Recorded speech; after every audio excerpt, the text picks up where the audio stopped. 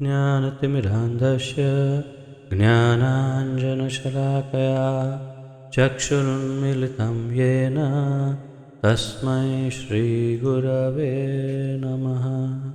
श्रीचैतन्यमनोभीष्टं स्थापितं येन भूतले स्वयं रूपकदा मह्यं ददाति स्वपदान्तिकं। वन्देऽहं श्रीगुरो श्रीयुतपदकमलं श्रीगुरुन् वैष्णवांश्च श्रीरूपं साग्रजातं सहगण रघुनाथान्वितं तं सजीवं साद्वैतं सावधूतं परिजनसहितं कृष्णचैतन्यदेवं श्रीराधाकृष्णपादान् सहगण ललिता श्रीविशाखान्वितांश्च। हे कृष्ण करुणा सिंधु दीनबंधो जगत्पते गोपेश गोपिकाकांत राधाकांत नमोस्तुते। तप्त कांचन गौरांगी राधे वृंदावनेश्वरी वृषभानुसुते देवी प्रणमामि हरिप्रिये।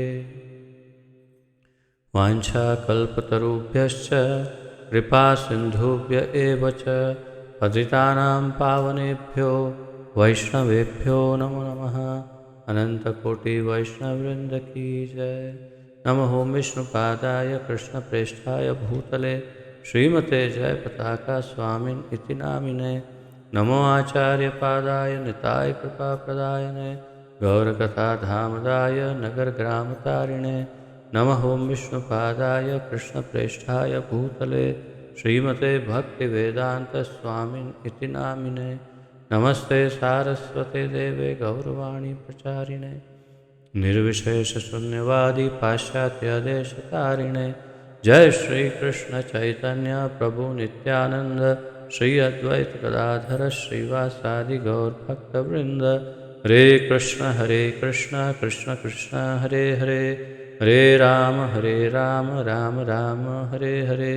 हरे कृष्ण कृष्ण कृष्ण हरे हरे हरे राम राम राम हरे हरे। हरे कृष्ण कृष्ण कृष्ण हरे हरे हरे राम राम राम हरे हरे।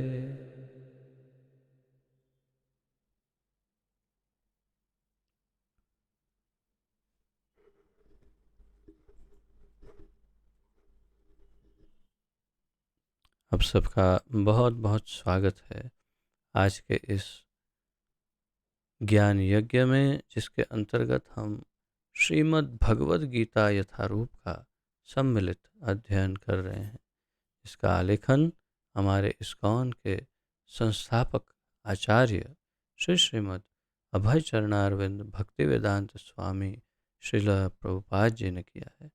श्रील प्रभुपाद की जय। तो कल हमने 15वें अध्याय का समापन किया और आज 16वें अध्याय से प्रारंभ करेंगे। 15वें अध्याय में हमने विशेष रूप से अंतिम श्लोकों में हमने देखा कि भगवान अपने परमात्मा स्वरूप का वर्णन करते हैं। परमात्मा कहाँ कहाँ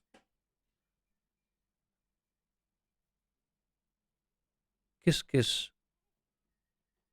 अभिव्यक्ति में व्यक्त हैं, वो सब भगवान वर्णन करते हैं। तत्पश्चात परम पुरुष की व्याख्या करते हैं। परम पुरुष पुरुषोत्तम भगवान जीवात्मा, हर प्रकार के जीवात्मा, नित्य मुक्त तथा नित्यबद्ध यानी अक्षर और क्षर दोनों प्रकार के जीवात्माओं से परे बताते हैं और इस बात की पुष्टि करते हैं कि वे स्वयं ही वे परब्रह्म परमेश्वर परमात्मा पुरुषोत्तम परम पुरुष हैं। और इस प्रकार ये अध्याय पुरुषोत्तम योग हमने समाप्त किया। 16वें अध्याय का अध्ययन प्रारंभ करते हैं। आइए पहले श्लोक का उच्चारण तथा अध्ययन करते हैं।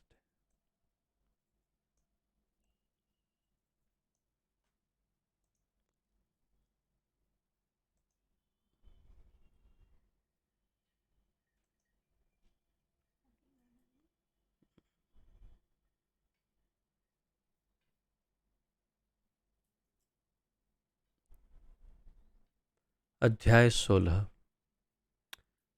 दैवी तथा आसुरी स्वभाव।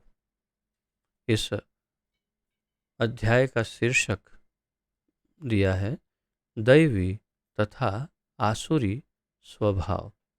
तो शीर्षक से ही हम पता कर सकते हैं कि इस पूरे अध्याय में दैवी स्वभाव यानी दैवीय गुण यानी सत्व गुण सतोगुण तथा आसुरी स्वभाव यानी रजो तथा तमो गुण का वर्णन बृहद रूप से किया गया है। अब ये जो प्रथम श्लोक है वो 1, 2, 3 ये 3 श्लोकों का समन्वय है। तो उसका उच्चारण एक बार करेंगे, तत्पश्चात अध्ययन करेंगे। बहुत ही बृहद इसका तात्पर्य दिया है प्रभुपाद जी ने, तो उसका हम अध्ययन प्रारंभ करते हैं।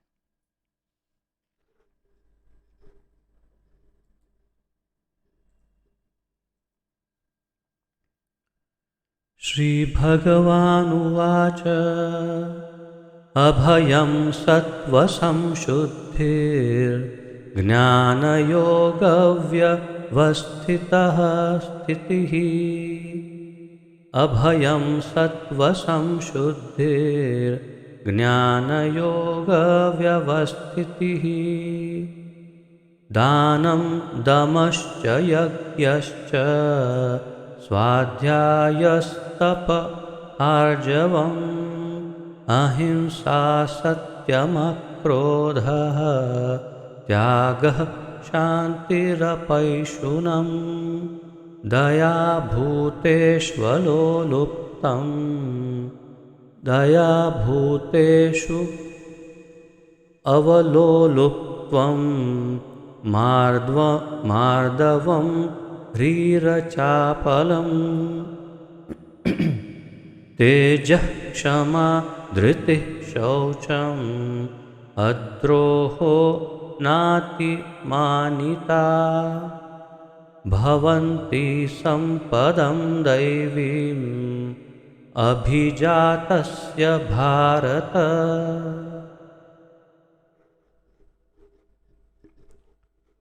3 श्लोक है, इसलिए केवल एक बार उच्चारण करके अब आगे बढ़ते हैं।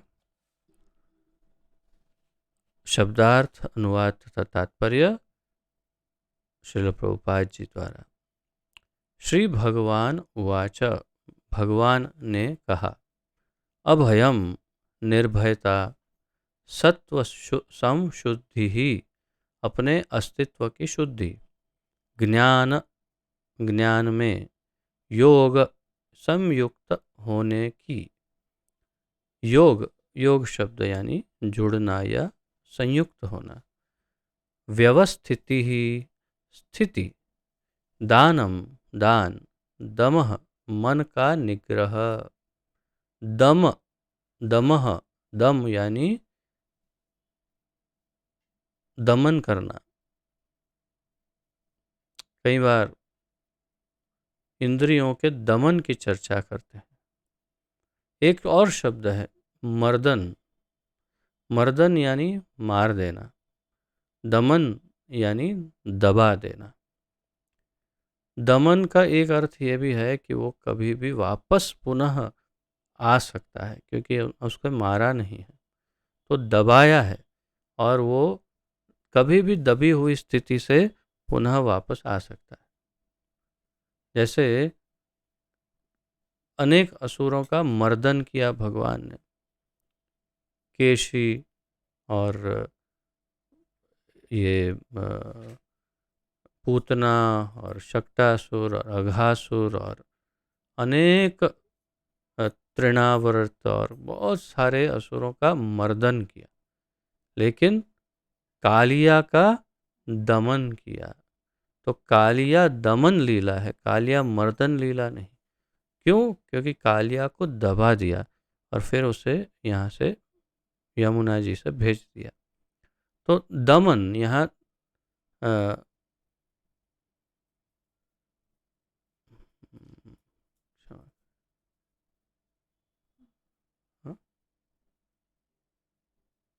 not there.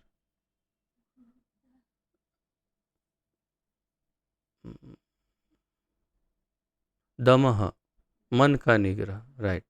सो दमः यानी दमन करना, यानी मन का निग्रह करना, यानी मन को दबा करके अपने कंट्रोल में रखना।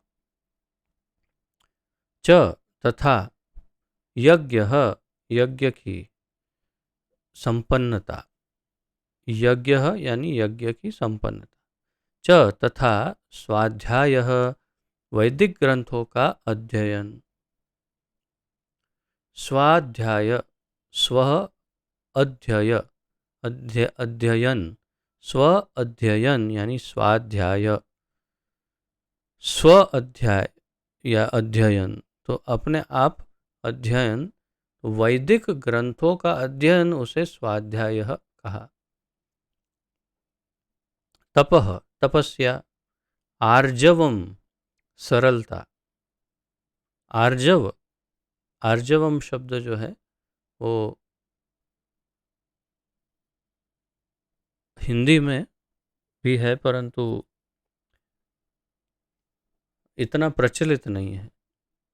तो आर्जवम का अर्थ है सरलता, अंग्रेजी में कहते हैं सिंप्लिसिटी। बहुत, जैसे कई बार कहते हैं ये व्यक्ति बहुत सरल है, तो उसे कहते हैं आर्जवम। ये बहुत महत्वपूर्ण गुण है। अहिंसा, अहिंसा।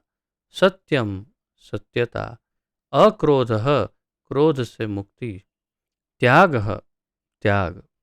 शांति, मनः शांति। अपौशुनम, अपैशुनम, अपैशुनम ये शब्द नया है, संस्कृत में भी पहले ऐसा सुना नहीं। अपैशुनम, हिंदी में इसका अनुवाद किया है छिद्रान्वेषण से अरुचि। अगर अपैशुनम एक भारी संस्कृत शब्द है तो हिंदी अनुवादक श्री ने उससे भी भारी हिंदी अनुवाद किया है, छिद्रान्वेषण से अरुचि। यानी शायद संस्कृत तो समझ में आ जाए लेकिन हिंदी समझ में नहीं आए, ऐसा हिंदी अनुवाद किया है। छिद्रान्वेषण से अरुचि क्या अर्थ समझाया? प्रभुपाद जी ने अंग्रेजी में कहा है, दूसरों में दोष देखना, दूसरों के अंदर त्रुटियां देखना जो है उसका जो हमारा बहुत ही सबसे अच्छा गुण है, जो हम सब में है, दूसरों में दोष देखना या दूसरों के अवगुण देखना, उस हमारे अवगुण से मुक्ति या तो उसके प्रति अरुचि। तो अपैशुनम का अर्थ है दूसरों में दोष देखने की इच्छा से मुक्ति। यह हिंदी में कहा छिद्रान्वेषण, छिद्र अन्वेषण। छिद्र यानी होल, या तो छिद्र को तो छिद्र ही कहते हैं हिंदी में, यानी आप एक, हाँ, छेद, छेद, छेद, छेद। तो छेद के अन्वेषण कि इसमें कितने छेद है भाई, इसमें कितने छिद्र हैं, कितने होल्स हैं, यानी कहाँ कहाँ ये कच्चा है, वो गिनने का अन्वेषण, उसको गिनती करने का, उससे अरुचि। आगे बढ़ते हैं। दया यानी करुणा। भूतेषु, समस्त जीवों के प्रति। अलोलुप्त्वम, लोलुपता, लोलुप, अलोलुप्त्वम, लोभ से मुक्ति। बहुत ही भारी ये दूषण है और कलयुग में तो इसका भरपूर प्रवर्तन देखा जाता है, लोभ का, और इसका उससे भी ज़्यादा भरपूर दुरुपयोग करते हैं जो चोर या बहरूपी होते हैं। बहुत अच्छे से उपयोग करते हैं क्योंकि जानते हैं कि पूरी प्रजा सब जगह पर सिर्फ लोभी लोभी लोग पड़े, तो इसीलिए उनके लोभ लालच का ऐसा दुरुपयोग करते हैं और उनको फंसाते हैं। ऐसे सामान्य एक फ़ोन करेंगे अरे आपको एक लॉटरी लगी है अच्छी सी, कितनी, ज़्यादा नहीं है, 10-1 लाख की लॉटरी लगी है, आप अपनी डिटेल दीजिए, बैंक डिटेल, हम जमा कर देंगे। फिर बैंक डिटेल देंगे, बोलेंगे बस एक ओटीपी आएगा आपको, वो ओटीपी दे देना। हाँ ठीक है, ओटीपी दिया, पता चला बैंक में से 15 लाख चले गए। 10 लाख मुफ्त के लेने गया, 15 लाख चले गए। इसे कहते हैं लोलुप्त, लोलुपता का परिणाम। तो अलोलुप्तम, अलोलुप्त्वम, लोभ से मुक्ति, यानी लोभ लालच से मुक्ति। अगर इससे मुक्ति मिल गई तो कभी कोई नुकसान नहीं होगा जीवन में, एकदम शांति भरा जीवन जी पाएंगे। मार्दवम, भद्रता यानी सौम्यता, जिसे अंग्रेजी में कहते हैं जेंटलमैनलीनेस। तो मार्दवम यानी भद्रता, यानी एकदम मृदु, बहुत ही कोमलता से दूसरों के साथ पेश आना। ह्री, री ही, री ही यानी लज्जा, शर्म। अचापलम, अचापलम यानी संकल्प। चापलम यानी चपलता, भटकते रहना। अचापलम यानी दृढ़ता से, संकल्प से।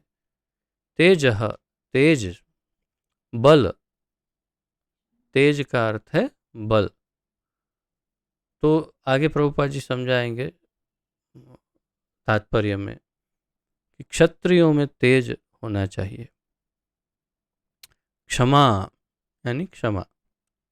धृति ही, धैर्य। धृति शब्द का अर्थ है धैर्य, धैर्य अर्थात धीरज।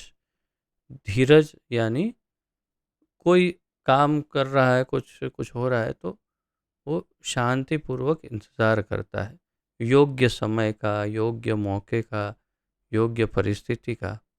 यह नहीं कि अरे जल्दी जल्दी जल्दी, अरे जल्दी करो जल्दी, उसे अधीर कहते हैं। तो धीरज। पवित्रता, क्षमा कर, शौचम, शौचम यानी पवित्रता, शौच यानी शुद्धि। अद्रोह, ईर्ष्या से मुक्ति। द्रोह यानी विद्रोह करना, द्रोह। अद्रोह यानी ईर्ष्या से मुक्ति। न, नहीं। अतिमानिता, सम्मानित, सम्मान की आशा। न अतिमानिता यानी कि सम्मान की आशा से मुक्ति। अमानिना, मान देना, सम्मान की आशा नहीं रखता। भवंती है, संपदम गुण, दैवीम, दिव्य स्वभाव, अभिजातस्य उत्पन्न हुए का, भारत हे भरत पुत्र। अनुवाद। बहुत लंबा लिस्ट है, 26 गुण हैं।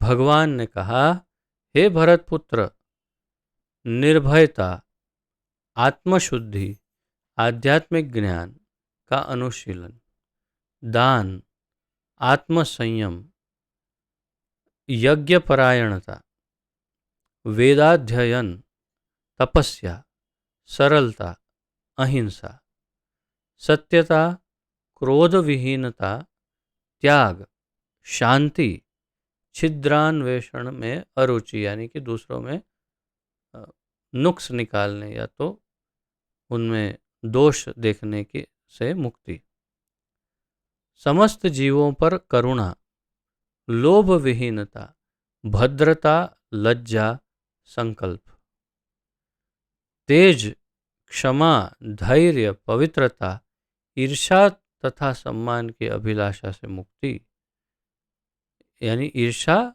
से मुक्ति और सम्मान की अभिलाषा से मुक्ति। तो ये हुए 26 गुण। ये सारे दिव्य गुण हैं जो दैवी प्रकृति से संपन्न देवतुल्य पुरुषों में पाए जाते हैं। तो ये सारे 26 गुण किस में पाए जाते हैं? ये सारे 26 दिव्य गुण दैवी प्रकृति से संपन्न देवतुल्य पुरुषों में पाए जाते हैं।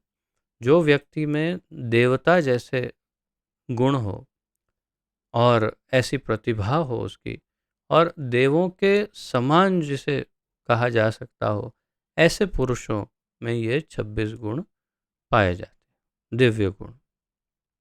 तात्पर्य,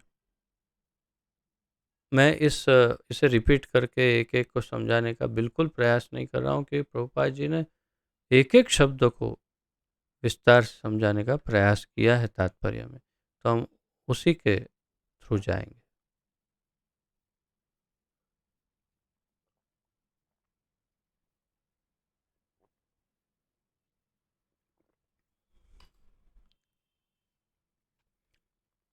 पंद्रहवें अध्याय के प्रारंभ में इस भौतिक जगत रूपी अश्वत्थ वृक्ष की व्याख्या की गई थी। उससे निकलने वाली अतिरिक्त जड़ों की तुलना जीवों के शुभ तथा अशुभ कर्मों से की गई थी। 9वें अध्याय में भी देवों तथा असुरों का वर्णन हुआ था। अब वैदिक अनुष्ठानों के अनुसार सतोगुण में किए गए सारे कार्य मुक्ति पथ में प्रगति करने के लिए शुभ माने जाते हैं, और ऐसे कार्यों को दैवी प्रकृति कहा जाता है। जो लोग इस दैवी प्रकृति में स्थित होते हैं वे मुक्ति के पथ पर अग्रसर होते हैं। जो लोग दैवी प्रकृति में स्थित होते हैं वे मुक्ति के पथ पर अग्रसर होते हैं। जिनके अंदर दैवीय गुण है, दैवीय प्रकृति है, वे मुक्ति की तरफ आगे बढ़ रहे होते हैं। इसके विपरीत उन लोगों के लिए जो रजो तथा तमो गुण में रहकर कार्य करते हैं, मुक्ति की कोई संभावना नहीं रहती। प्रभुपाद जी कह रहे हैं, जो रजो और तमोगुण में रहकर कार्य करते हैं उनके लिए मुक्ति की कोई संभावना नहीं रहती। उन्हें या तो मनुष्य की तरह इस भौतिक जगत में रहना होता है, या फिर वे पशु योनि में या इससे भी निम्न योनियों में अवतरित होते हैं। प्रभुपाद जी कह रहे हैं, जो लोग रजो और तमो गुण में रहते हैं उन्हें या तो मनुष्य योनि में पुनः आना पड़ता है, या फिर पशु योनि में, या फिर उससे भी निम्न योनि में जन्म लेना पड़ सकता है। इस 16वें अध्याय में भगवान दैवी प्रकृति तथा उसके गुणों एवं आसुरी प्रकृति तथा उसके गुणों का समान रूप से वर्णन करते हैं। तो इस 16वें अध्याय में भगवान क्या करेंगे?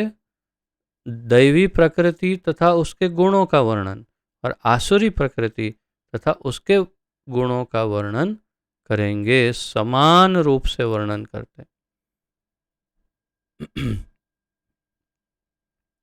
वे इन गुणों के लाभों तथा हानियों का भी वर्णन करते हैं। तो आपके उस प्रश्न का उत्तर कि ये 16वें अध्याय में क्या चर्चा होगी, तो इस 16वें अध्याय में भगवान कह रहे हैं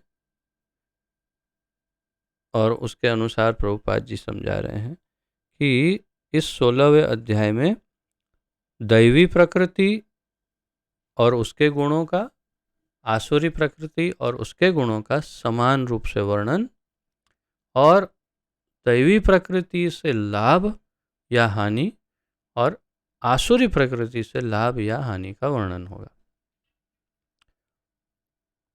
दिव्य गुणों या दैवी प्रकृतियों से युक्त उत्पन्न व्यक्ति के प्रसंग में प्रयुक्त अभिजातस्य शब्द बहुत सार गर्भित है। तो दैवीय गुणों या दैवी प्रकृति से युक्त उत्पन्न व्यक्ति के प्रसंग में जो व्यक्ति दैवी प्रकृतियों वाला है उसके प्रसंग में ये एक शब्द उस भगवान ने कहा, अभिजातस्य, बहुत सार गर्भित है, यानी उसमें बहुत सार है, बहुत सारा उसमें अर्थ, गहन अर्थ है, गहरा अर्थ। दैवी परिवेश में संतान उत्पन्न करने को वैदिक शास्त्रों में गर्भाधान संस्कार कहा गया है। अब जो विशेष रूप से जो नए भक्त हैं, जिनका पिछले 6 महीने, 1 साल, 2 साल में आगमन हुआ है, उन्हें कुछ कुछ नियमों के विषय में अधिक जानकारी नहीं भी हो, तो उसका कि किस तरह से गृहस्थ जीवन जिया जाए, तो उसका बहुत अच्छा खासा वर्णन इस तात्पर्य में प्रभुपाद जी ने किया है। इसलिए यदि आप नए हैं, यानी मुख्य रूप से अगर दीक्षित नहीं, तो आप ध्यानपूर्वक सुनिए कि कैसे हमें गृहस्थ जीवन जीना चाहिए भक्तों को। बहुत अच्छा वर्णन है इस पूरे तात्पर्य में। तो सबसे पहले दैवी परिवेश में संतान उत्पन्न करने को वैदिक शास्त्रों में गर्भाधान संस्कार कहा गया। अगर आप चाहते हैं कि आपके बच्चे दैवीय गुण वाले उत्पन्न हो, तो क्या करना होगा उसके लिए? उसके लिए गर्भाधान संस्कार करना होगा। तो ये एक विशेष प्रकार का यज्ञ है, जिसकी प्रक्रिया में अल्प वर्णन उसका करता हूँ कि कैसे होता है गर्भाधान। तो गर्भाधान संस्कार की जो विधि और यज्ञ हो, वो करने के लिए पति और पत्नी को साथ में बिठा दिया जाता है, यज्ञ किया जाता है, और उससे पूर्व वो तिथि और योग्य मुहूर्त देखा जाता है। मुहूर्त देख करके यज्ञ किया जाता है। यज्ञ करने के बाद हमारी वैष्णव परंपरा के अनुसार भक्त संकीर्तन करते हैं। तो बहुत सारे भक्त मिलकर के संकीर्तन करते हैं, वो भी यज्ञ ही है, आप जानते हैं संकीर्तन यज्ञ। तथा जो पति पत्नी हैं, वे संतान उत्पत्ति के लिए वे मिलन करने के लिए प्रस्थान करते हैं। तो उस समय वे मिलन करते हैं पति पत्नी, जब बाहर भक्त संकीर्तन कर रहे होते हैं। तो ये बहुत आश्चर्य, कई बार लोग बहुत आश्चर्यचकित होते हैं, कई बार हंसते हैं, कभी शर्माते हैं कि ये ऐसे कैसे हो सकता है। लेकिन ऐसा ये विधि शास्त्र विधि है। क्यों? क्योंकि भगवान ने स्वयं कहा, धर्म अविरुद्धो कामोस्मि। तो जो धर्म के अविरुद्ध, जो शुद्ध है, ऐसा काम मैं स्वयं। तो यहाँ पर संतान उत्पत्ति के लिए प्रक्रिया जो है, उस प्रक्रिया को इसलिए किया जा रहा है ताकि भगवान का एक शुद्ध भक्त उत्पन्न हो। ये काम वासना की संतुष्टि या तृप्ति के लिए नहीं है, ये वासना नहीं है, ये योग्य संतान की उत्पत्ति की प्रक्रिया है, और इसलिए इसे गर्भाधान संस्कार विधि कहा जाता है। और इसी प्रकार कई भक्त हमारे इस इस्कॉन में ऐसे ही उत्पन्न हुए हैं, जो कई बच्चे ऐसे उत्पन्न किए जाते हैं कि माता पिता, और प्रभुपाद जी ने ये भी नियम बनाया था कि उस दिन उन्हें कम से कम 50 माला जप करना है। तो 50 माला जप करना है कम से कम, दोनों पति पत्नी को, दोनों को। और फिर यज्ञ करना है। यज्ञ करने के बाद जब संकीर्तन हो, तब उनका उस मुहूर्त में, जैसा शास्त्र में देखा गया, फिर उनका मिलन होगा। तब फिर जो संतान उत्पन्न होगी वो सर्वोत्तम होगी, वो बहुत ही उन्नत भक्त निश्चित रूप से वही प्रकट होगा। और क्या प्रकट होगा? तो ये गर्भाधान संस्कार की विधि है। तो प्रभुपाद जी आगे बताते हैं, यदि माता पिता चाहते हैं कि दिव्य गुणों से युक्त संतान उत्पन्न हो, तो उन्हें सामाजिक जीवन में मनुष्य के लिए बताए गए 10 नियमों का पालन करना चाहिए। तो सामाजिक जीवन में 10 नियम बताए, जो जैसे मनु संहिता आदि में, मनुस्मृति या मनु संहिता में नियम बताए जीवन जीने के, तो उनमें से ये 10 नियम, उनका पालन करना चाहिए। भगवत गीता में हम पहले ही पढ़ चुके हैं कि अच्छी संतान उत्पन्न करने के निमित्त मैथुन जीवन साक्षात कृष्ण है। तो ये अभी अभी हमने जैसे कहा कि धर्म अविरुद्धो कामोस्मि, तो मैं धर्म के अविरुद्ध जो काम है वो मैं हूँ, भगवान कह रहे हैं। तो ऐसा मैथुन जीवन जिससे भगवान की संतान, भगवान के भक्त संतान उत्पत्ति करनी हो, उसे भगवान के ही समान मानना चाहिए। अर्थात कि वो काम भी भगवान है, अगर वो भगवान के भक्तों की उत्पत्ति करता है तो हमारे दृष्टिकोण में ये बदलाव लाने की आवश्यकता है। हमारी सोच में बदलाव की आवश्यकता है तथा हमारे जीवन और जीवन शैली में बदलाव की परम आवश्यकता है। अगर ये आवश्यकताएं हम पूर्ण करेंगे तो जीवन हमारा भी और अन्य सभी का, आने वाले बच्चों का भी अत्यंत सुखद जीवन हो जाएगा, समृद्ध, उन्नत। क्यों? स्वाभाविक है, वेदों का पालन करते हैं, वेद के नियम। तो प्रभुपाद जी यहाँ बताते हैं, मैथुन जीवन गर्हित नहीं है। हम वैसे सामान्य रूप से इसकी चर्चा नहीं करते मैथुन जीवन की, क्योंकि इसे हम बहुत ही गर्हित मानते हैं कि बहुत बहुत गंदी चीज़ है, उसकी कहाँ चर्चा करेंगे। और कोई अगर चर्चा कर रहा हो तो हम उसको समझते कि अरे ये बहुत गंदे लोग हैं। लेकिन प्रभुपाद जी स्पष्ट कर रहे हैं कि मैथुन जीवन गर्हित नहीं है यदि इसका कृष्ण भावनामृत में प्रयोग किया जाए। यदि कृष्ण भावनामृत में प्रयोग किया जाए तो मैथुन जीवन गर्हित नहीं है। अब आप देखिए, विशेष रूप से जो नए भक्त हैं उनके लिए कि हमारे इस कृष्ण भावनामृत आंदोलन के नियम हैं, जिन्हें दीक्षा ग्रहण करनी हो उनके लिए नियम बनाए हैं। ऐसे नियम हैं कि उन्हें एक माह में, एक महीने में अधिक से अधिक एक बार स्त्री पुरुष मिलन का उन्हें अनुमति दी जाती है, महीने में एक बार। वो भी किस लिए? ताकि वे भक्त संतान उत्पन्न कर सके, इसलिए। यदि वे भक्त संतान उत्पन्न नहीं करना चाहते तो उन्हें मिलन की भी आवश्यकता नहीं है, ऐसा नियम है। तो जो दीक्षित होने वाले होते हैं उनके पास लिखित में ये सारी चीज़ें हम फॉर्म पर हमारे गुरुदेव ये सब साइन करवाते हैं कि क्या आप प्रयास करेंगे कि आप इस प्रकार का संयमित जीवन जिए और अधिक से अधिक भक्त। स्वाभाविक, मेरा अपना निजी अनुभव मैं आपको बता रहा हूँ कि भक्तिमय जीवन इतना मधुर है और इतना विशेष है कि अपने आप ही हमारा जो स्त्री पुरुष का आकर्षण है वो अपने आप ही नष्ट हो जाता है, बल्कि वो एक अलग प्रकार के प्रेम में परिणित हो जाता है, जिसके अंतर्गत शारीरिक सुख की आवश्यकता ही नहीं रहती।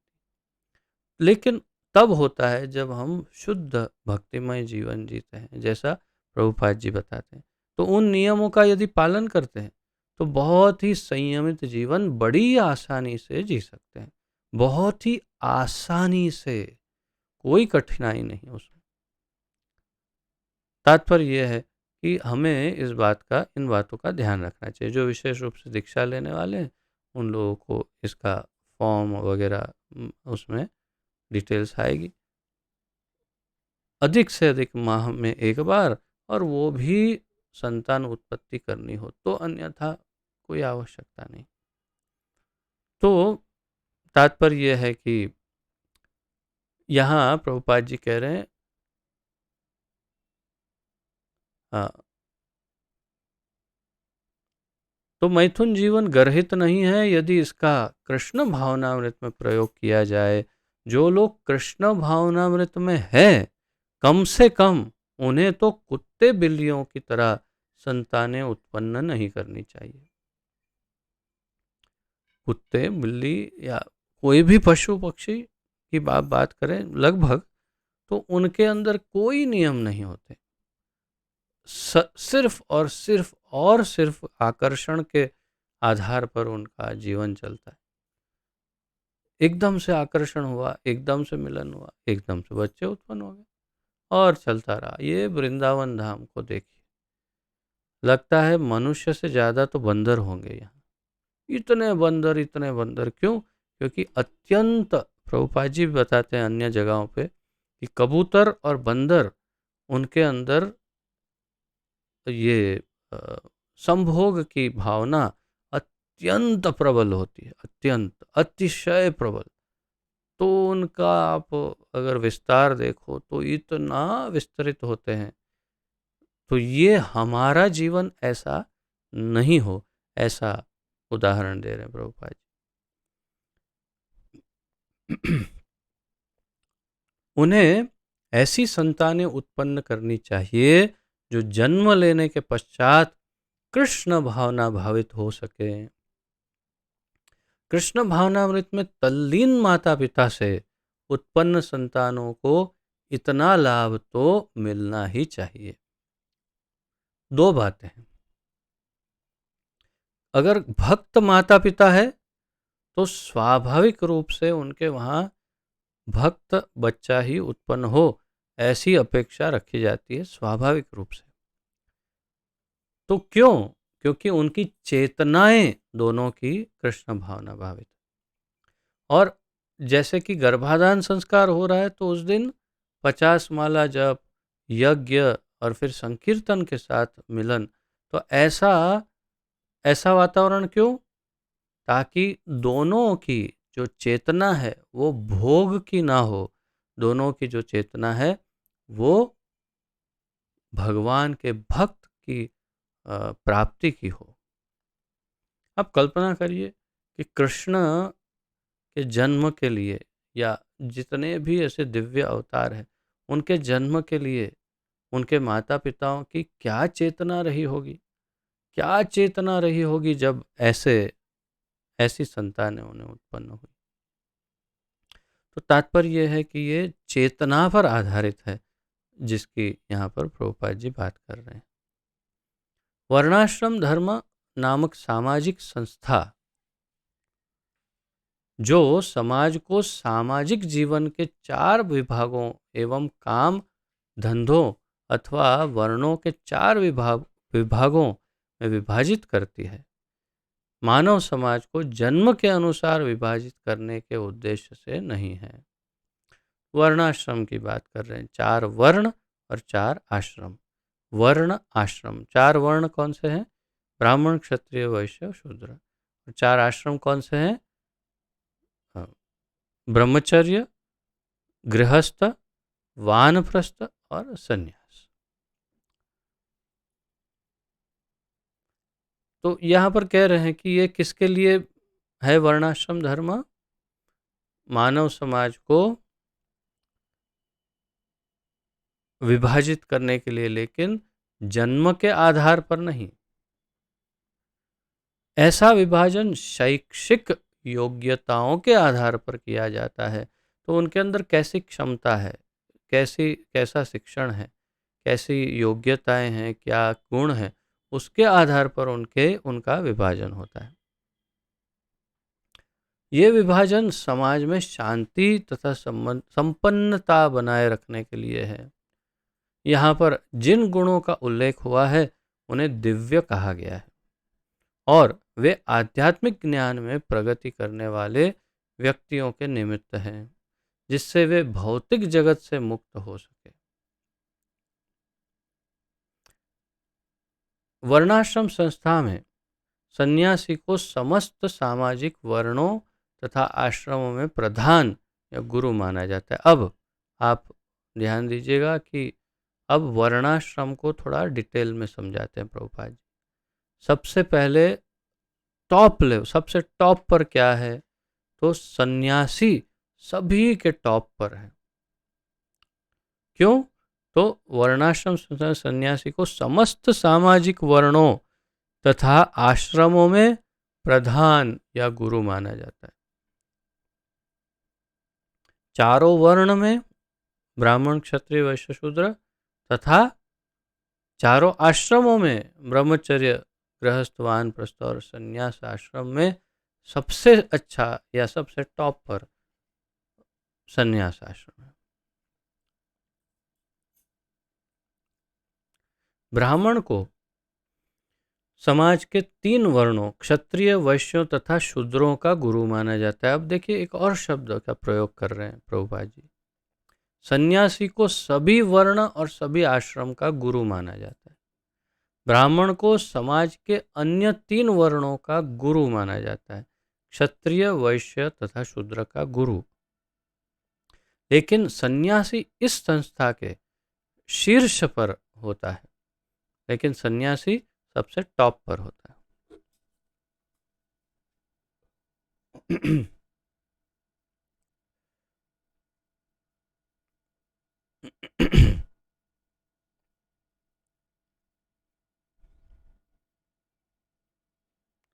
और ब्राह्मणों का भी गुरु माना जाता है।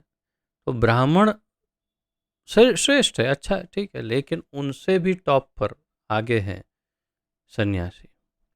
सन्यासी की पहली योग्यता निर्भयता होनी चाहिए। सन्यासी निर्भय होने चाहिए, डरपोक नहीं होने चाहिए।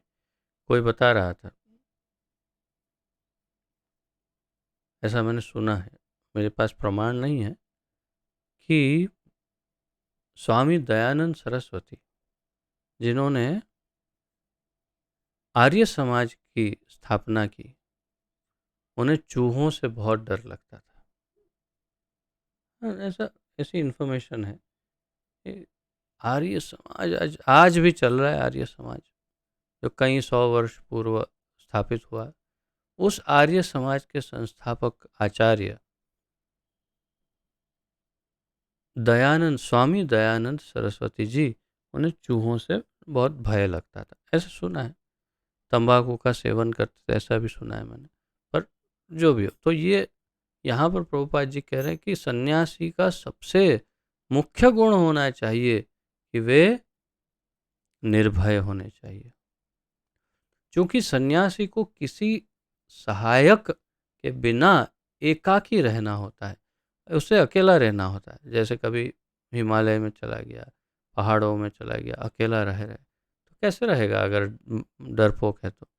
अतएव भगवान की कृपा ही उसका एकमात्र आश्रय होता है। जो यह सोचता है कि सारे संबंध तोड़ लेने के बाद मेरी रक्षा कौन करेगा, तो उसे संन्यास आश्रम स्वीकार नहीं करना चाहिए। जिसे ये डर हो कि मेरा क्या होगा, मेरी रक्षा कौन करेगा, उसे संन्यास नहीं लेना चाहिए। उसे यह पूर्ण विश्वास होना चाहिए कि कृष्ण या अंतर्यामी स्वरूप परमात्मा सदैव अंतर में रहते हैं। वे सब कुछ देखते रहते हैं और जानते हैं कि कोई क्या करना चाहता है। यहाँ पर ये इसी बात को प्रभुपाद जी थोड़ा वजन दे करके समझा रहे हैं कि एक सन्यासी निर्भय हो और संपूर्ण रूप से भगवान पर निर्भर हो। हर एक आवश्यकता के लिए भगवान पर ही निर्भर हो, और अकेला अगर उसे छोड़ दिया जाए जंगल में तो आराम से रहे, बड़े आराम से, या जन समूह में रख दिया जाए तो भी रह सकता है, कोई परेशानी नहीं। क्यों? क्योंकि वो भगवान पर निर्भय होना है, निर्भर होना चाहिए, और सामान्य रूप से निर्भय होना चाहिए। और अगर उसे ऐसा डर लगता है मेरा क्या होगा क्या होगा, तो संन्यास नहीं लेना चाहिए। उसे यह पूर्ण विश्वास होना चाहिए कि कृष्ण या परमात्मा सदैव अंतर में रहते हैं, वे सब कुछ देखते हैं और जानते हैं, और कोई क्या करना चाहता है, ये सब वे जानते हैं, अंतर्यामी परमात्मा।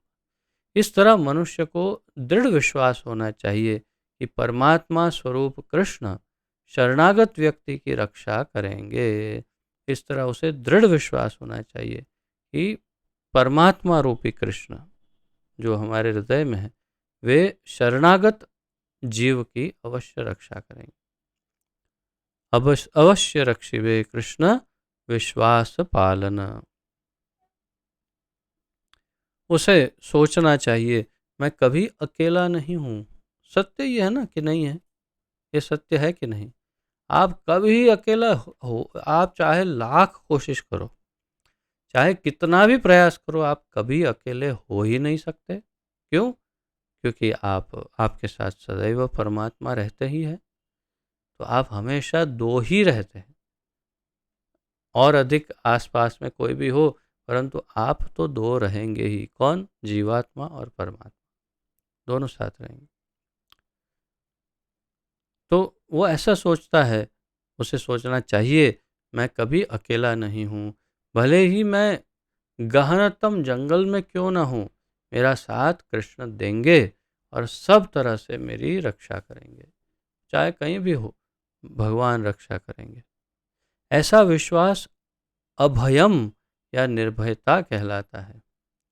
संन्यास आश्रम में व्यक्ति की ऐसी मनोदशा आवश्यक है। सन्यासी ऐसे होने चाहिए। आगे, तब उसे अपने अस्तित्व को शुद्ध करना होता है। संन्यास आश्रम में पालन किए जाने के लिए अनेक विधि विधान हैं।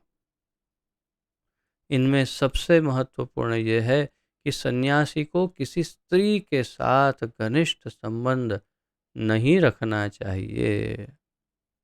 तो अब सन्यासी के कुछ और नियम बता रहे हैं। तब उसे अपने अस्तित्व को शुद्ध करना होता है। सन्यासी को अपने अस्तित्व को शुद्ध करने के लिए कई प्रकार की तपस्या और कई कई नियमों का पालन करना होता है। तो सन्यास आश्रम में पालन के किए जाने के लिए अनेक विधि विधान हैं। बहुत सारे विधि विधान हैं कि ये करना नहीं करना। हम तो क्या नियम पालन करते हैं, हम जो नियम पालन कर रहे हैं वो तो कुछ भी नहीं है। सन्यासियों को इतने सारे नियम पालन करने होते हैं, और उनमें सबसे महत्वपूर्ण नियम प्रभुपाद जी कह रहे हैं यह है कि सन्यासी को किसी स्त्री के साथ घनिष्ठ संबंध नहीं रखना चाहिए। उसे एकांत स्थान में स्त्री से बातें करने तक की मनाही है। एकांत में किसी स्त्री से बात भी नहीं करनी चाहिए।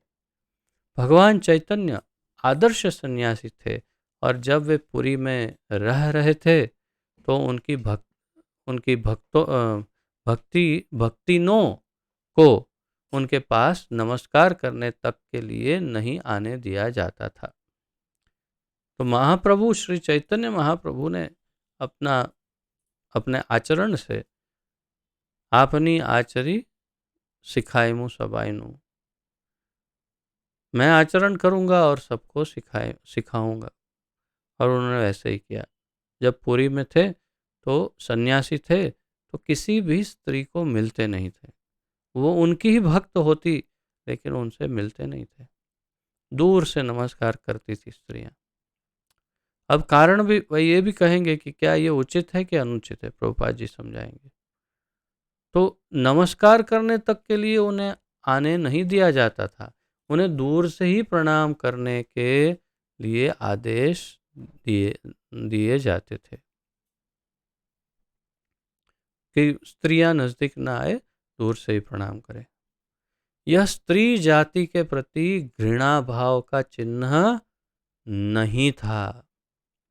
कोई ये सोचे कि अच्छा, मतलब स्त्रियों से घृणा करते थे। नहीं नहीं, स्त्रियों से घृणा नहीं करते थे। तो क्या था? अपितु सन्यासी पर लगाया गया प्रतिबंध था कि उसे स्त्रियों से निकट संपर्क नहीं रखना चाहिए। तो ये प्रतिबंध शास्त्रिक प्रतिबंध, वैदिक प्रतिबंध है कि स्त्रियों के साथ अत्यंत घनिष्ठ नहीं होना चाहिए सन्यासी को। मनुष्य को अपने अस्तित्व को शुद्ध बनाने के लिए जीवन की विशेष परिस्थिति या स्तर में विधि विधानों का पालन करना होता है। तो अपने अस्तित्व को शुद्ध बनाने के लिए अनेक विधि विधान हमें पालन करने होते हैं। जैसे सन्यासी, तो सन्यासी के लिए स्त्रियों के साथ घनिष्ठ संबंध तथा इंद्रिय तृप्ति के लिए धन संग्रह वर्जित है। जैसे सन्यासियों के लिए स्त्रियों से बात करना और धन संग्रह करना, ये दोनों वर्जित है। आदर्श सन्यासी तो स्वयं भगवान चैतन्य थे और उनके जीवन से हमें यह सीख लेना चाहिए कि वे स्त्रियों के विषय में कितने कठोर थे। स्त्रियों का अपमान नहीं, अत्यंत सम्मान, परंतु सामान्य बुद्धि का उपयोग करना कि हम, क्योंकि ये भगवान की प्रकृति की रचना है, इसलिए स्वाभाविक रूप से आकर्षित होंगे तो अ, अवैध संबंध उत्पन्न हो सकते हैं और फिर आगे पूरा भक्तिमय जीवन संपूर्ण नष्ट हो सकता है। इसीलिए ये सारे नियम बताए जाते हैं। तो इसमें स्त्रियों की कोई भी और जरा भी उनकी, न उनको नीचे दिखाया गया है, न उनकी निंदा है, न भर्त्सना है। उनका कोई दोष नहीं है। दोष हमारे मनुष्य होने का या तो पुरुष होने का है। तो इसलिए प्रभुपाद जी बता रहे हैं, यद्यपि वे भगवान के सबसे वदान्य अवतार माने जाते हैं, सबसे दयालु अवतार, क्योंकि वे अधम से अधम बद्ध जीवों को स्वीकार करते थे, लेकिन जहाँ तक स्त्रियों की संगति का प्रश्न था, वे संन्यास आश्रम के विधि विधानों का कठोरता से पालन करते थे। तो वैसे तो उनको नमो महावदान्याय कृष्ण प्रेम प्रदायते कृष्णाय कृष्ण चैतन्य नामने गौरतुष्य नमः के नमो महावदान्याय अर्थात अत्यंत दयालु अवतार। तो फिर स्त्रियों से क्या है? नहीं, परंतु ये तो नीति नियम की बात है। तो यहाँ जैसे बताया, उन्हें महावदान्य या वदान्य अवतार माना जाता था क्योंकि वे अधम से अधम जीवों को स्वीकार करते थे। लेकिन जहाँ तक स्त्रियों की संगति का प्रश्न था, वे संन्यास आश्रम के विधि विधानों का कठोरता से पालन करते थे। अब एक छोटी सी कथा।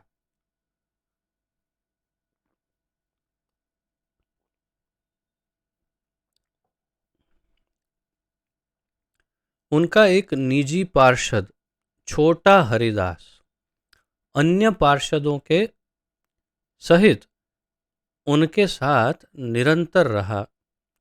एक काफी समय तक रहे छोटा हरिदास उनके साथ, लेकिन किसी कारणवश उसने एक तरुणी को कामुक दृष्टि से देखा। एक तरुण स्त्री को, यानी लड़की जैसी तरुणी को कामुक दृष्टि से देखा उसने। फिर क्या हुआ? भगवान चैतन्य इतने कठोर थे कि उन्होंने उसे अपने पार्षदों की संगति से दूर से तुरंत बाहर निकाल दिया। चैतन्य महाप्रभु ने तुरंत उसे निष्कासित कर दिया अपने दल से। भगवान चैतन्य ने कहा, अब जो कहते हैं महाप्रभु वो सुनिए अपने उनके शब्दों में। जो सन्यासी या अन्य कोई व्यक्ति प्रकृति के चंगुल से छूटने का इच्छुक है और अपने आप को आध्यात्मिक प्रकृति तक ऊपर उठाना चाहता है तथा भगवान के पास वापस जाना चाहता है, वह यदि भौतिक संपत्ति तथा स्त्री की और इंद्रिय तृप्ति के लिए देखता है, भले ही वह उनका भोग न करे, केवल उनकी ओर दृष्टि से देखे, तो भी वह इतना गर्हित है कि उसके लिए श्रेयस्कर होगा कि वह ऐसी अवैध इच्छाओं करने के पूर्व आत्महत्या कर ले। महाप्रभु ने लंबा चौड़ा सब समझाया और अंत में उसका उपाय बता दिया कि नहीं, फिर भी यदि इंद्रियों पर विजय नहीं, मन पर, इच्छाओं पर विजय नहीं प्राप्त कर सकते, तो फिर ऐसी अवैध इच्छा करने के पूर्व आत्महत्या कर ले। अब बताइए आजकल तो ये कैसे संभव है। परंतु इस पर हम अधिक चर्चा इसलिए नहीं करना चाहते क्योंकि प्रभुपाद जी ने भी कहा कि आत्महत्या नहीं करनी चाहिए। नियम है आत्महत्या कर लेनी चाहिए, लेकिन आत्महत्या नहीं करनी चाहिए।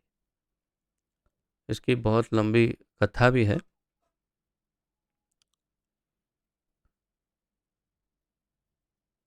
चलिए बताता है। उसकी थोड़ी चर्चा इसलिए करते हैं ताकि भविष्य में आपके किसी के भी सामने ऐसी कोई परिस्थिति आए तो क्या करना चाहिए वो स्पष्ट हो जाए। इसीलिए प्रभुपाद जी के एक अत्यंत प्रिय शिष्य जिनको उन्होंने सन्यास दीक्षा दी थी, पहले गृहस्थ थे फिर सन्यासी हुए। प्रभुपाद जी ने सन्यास आश्रम दिया और नाम दिया विष्णु जन स्वामी महाराज। इतना मधुर कीर्तन करते थे कि लोग झूम उठते थे। बहुत मधुर कीर्तन, प्रभुपाद जी की तरह बहुत सुंदर कीर्तन करते थे।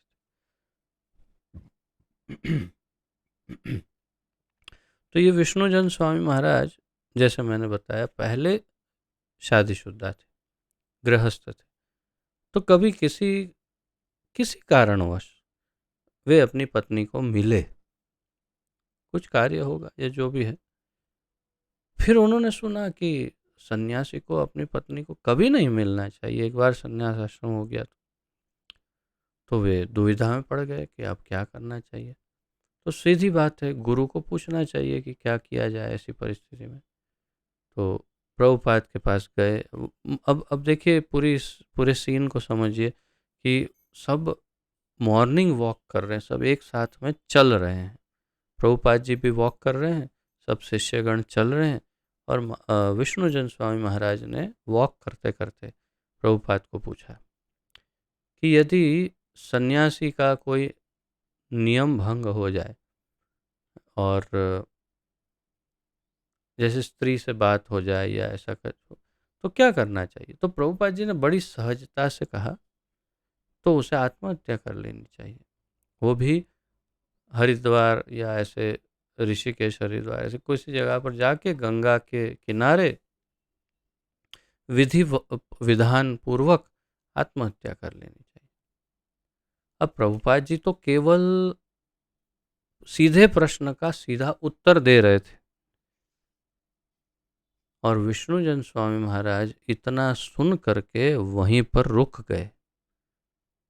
प्रभुपाद जी और अन्य शिष्य चलते चलते आगे निकल गए, विष्णुजन स्वामी महाराज वहीं रुक गए। फिर प्रभुपाद जी ने तुरंत कहा, लेकिन हम सब प्रचार करते हैं और हमारे में ऐसा है वैसा है, इसलिए आत्महत्या नहीं करनी चाहिए, आश्रम न बदला जाए ऐसा प्रयास करना चाहिए, ऐसे बहुत कुछ समझाने लगे। लेकिन तब विष्णुजन स्वामी महाराज नहीं थे सुनने के लिए। विष्णुजन स्वामी महाराज वहाँ से सीधे हरिद्वार गए। वहाँ जा कर के वहाँ ब्राह्मणों से चर्चा की, उन्हें कुछ धन दिया। ब्राह्मणों ने शास्त्र की विधि के अनुसार उनके शरीर पर एक पत्थर बांधे, एक पत्थर या बड़ा हैवी पत्थर था, उनके साथ उनके शरीर को बांधा और उनको जल समाधि दे दी, यानी कि जीवित जल में प्रवेश कर गए। ये सत्य है। उन्होंने आदेश का पालन। जब प्रभुपाद को पता चला तो इतने व्याकुल हो गए और रोए और कहा प्रभुपाद जी ने कि मुझसे यहाँ जितनी मुझे उसकी ज़रूरत थी उससे कई गुना ज़्यादा ज़रूरत उसकी शायद भगवान को कहीं और है, इसलिए यहाँ से वो भगवान की किसी और लीला में सीधे प्रविष्ट हो गए। परंतु जो भी हो, यहाँ नियम है कि कुछ नियम यदि भंग होते हैं तो आत्महत्या करने के लिए कहा गया। परंतु हम भक्तों को, प्रचारकों को कभी आत्महत्या के विषय में सोचना नहीं चाहिए, किसी भी परिस्थिति में नहीं, किसी भी परिस्थिति में आत्महत्या नहीं करनी चाहिए। जहाँ तक संभव हो वहाँ तक नहीं, क्यों? ताकि हम अगर जीवित रहेंगे तो बदलेंगे, अगर बदलेंगे तो भक्ति में दृढ़ हो पाएंगे और अपने आप को और दूसरों को मुक्त कर पाएंगे। इसलिए ये सब हम पढ़ अवश्य रहे हैं, लेकिन आप इस बात को समझिए कि हमें आत्महत्या नहीं करनी चाहिए। वैसे भी शास्त्र के अनुसार वो महापाप है, लेकिन महाप्रभु जो कह रहे हैं वो भी सत्य है, क्योंकि महाप्रभु स्वयं भगवान है जो कह रहे हैं। इस तरह शुद्धि की ये विधियां हैं, प्रभुपाद जी बताते हैं। अगला गुण है ज्ञान योग व्यवस्थिति, ज्ञान के अनुशीलन में संलग्न रहना। सन्यासी का जीवन गृहस्थों तथा उन सबको जो आध्यात्मिक उन्नति के वास्तविक जीवन को भूल चुके हैं, ज्ञान वितरित करने के लिए होता है। ज्ञान व्यवस्थिति जो गुण है वो ज्ञान के अनुशीलन में संलग्न रहना। तो सन्यासी का जीवन गृहस्थों तथा उन सबको जो आध्यात्मिक उन्नति के वास्तविक जीवन को भूल चुके हैं, ज्ञान वितरित करने के लिए होता है। सन्यासी का सबसे बड़ा धर्म है ज्ञान देना। सन्यासी से आशा क्या की जाती है? उससे आशा की जाती है कि वह अपनी जीविका के लिए द्वार द्वार भिक्षाटन करे।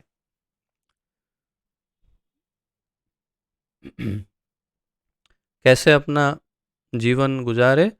द्वार द्वार जाकर के भिक्षा मांगे।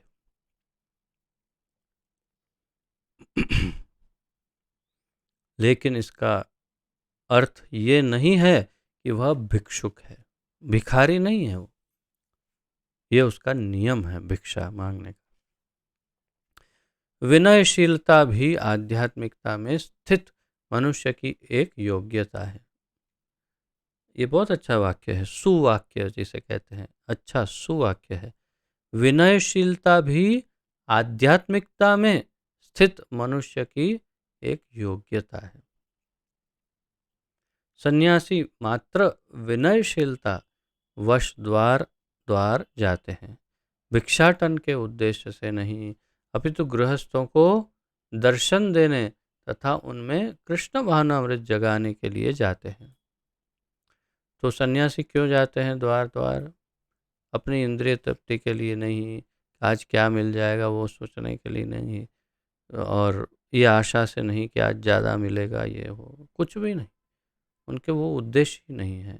ये बात समझनी चाहिए। जैसे एक चुटकुला है, पहले के समय में आप में से जो मेरी उम्र के होंगे उन्होंने ये अनुभव किया होगा, और हमसे पूर्व की उम्र के, कि शाम होते ही 7-8 बजते ही आपकी सोसाइटी में कोई, या कम से कम जो गुजरात वगैरह में तो ये प्रथा हमने देखी है कि रात को 7-8 बजे के बाद कोई आते हैं और आवाज़ लगाते हैं, वाड़ू दे दो, गुजराती में वाड़ू आपो वाड़ू आपो। वाड़ू वाड़ू मतलब जो बचा हुआ खाना है वो दे दो। तो कोई सूखी रोटी, कोई बची कुची सब्जी, दाल, चावल, जो आपका बचा है वो दे दो, वो दे दो, वो दे दो, ऐसा। अब एक दिन आवाज़ आई, अरे बा, कोई केक, कोई पिज़्ज़ा पेस्ट्री, कोई चॉकलेट आइसक्रीम कुछ बचा हो तो दे दो। अरे लोग एकदम घर से बाहर निकले, ये क्या है, कौन है, पागल है कि कोई, क्या है, क्या मांग रहा है? तो देखा तो ओ बा, कोई बची हुई आइसक्रीम चॉकलेट, कोई केक वेक कुछ बचा है तो दे दो बा। बोले अरे क्यों? बोले आज मेरा बर्थडे है बा। तो इस प्रकार का जो मनोभाव है सन्यासी का, ऐसा बिल्कुल नहीं होता। सन्यासी अपने लिए या इंद्रिय तृप्ति के लिए नहीं, ये उसका धर्म है और शरीर को चलाना है, इसीलिए भिक्षा मांगने जाता है, तो भिक्षुक नहीं है। तो अभी तो गृहस्थों को दर्शन देने जाता है, वो जाते हैं सन्यासी द्वार द्वार, तो घर जो गृहस्थ है वो धन्य हो जाते हैं, पावन हो जाते हैं, पवित्र हो जाते हैं, एक सन्यासी का दर्शन करते हैं और उनमें कृष्ण भावनामृत जगाने के लिए जाते हैं। और जाते हैं तो दो शब्द उन्हें कहते हैं कि आप कृष्ण भजन कीजिए, भक्ति करिए, तो धीरे धीरे उनको कृष्ण भक्त बनाते हैं। यह सन्यासी का कर्तव्य है, प्रभुपाद जी कह रहे हैं। यदि वह वास्तव में उन्नत है और उसे गुरु का आदेश प्राप्त है, तो उसे तर्क तथा ज्ञान द्वारा कृष्ण भावनामृत का उपदेश करना चाहिए। और यदि वह इतना उन्नत नहीं है, तो उसे संन्यास आश्रम ग्रहण नहीं करना चाहिए। बहुत ज्ञानी है तो संन्यास लेना चाहिए, अगर ज़्यादा ज्ञानी नहीं है तो संन्यास आश्रम ही नहीं लेना चाहिए। लेकिन यदि किसी ने पर्याप्त ज्ञान के बिना ही संन्यास आश्रम स्वीकार कर लिया है, तो उसे ज्ञान अनुशीलन के लिए प्रामाणिक गुरु से श्रवण में रत होना चाहिए। अगर मान लो कि इतना बुद्धिशाली ना हो या तो फिर इतना एडवांस ना हो भक्त, तो फिर उसे क्या करना चाहिए? प्रामाणिक गुरु से श्रवण करके ज्ञान प्राप्त करना चाहिए। सन्यासी को निर्भीक होना चाहिए, उसे सत्व सम शुद्धि तथा ज्ञान योग में स्थित होना चाहिए। तो उसे सत्व सम शुद्धि ज्ञान योग ये सब में स्थित होना चाहिए। फिर अगला गुण है दान, और फिर काफ़ी सारा है, तो आज यहीं पर विराम ले लेते हैं और बाकी का अध्ययन कल करेंगे। काफ़ी लंबा है, बहुत लंबा है ये तात्पर्य। तो हम दान तक पहुँचे हैं, दान से लेकर के चर्चा आगे कल करें।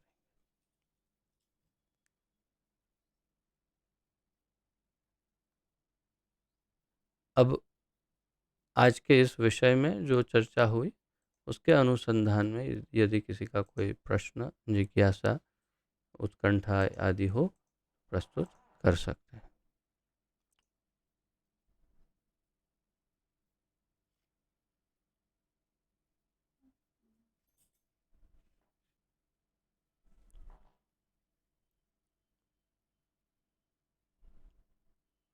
ठीक है, यदि कोई प्रश्न नहीं तो यहाँ पर विराम लेते हैं।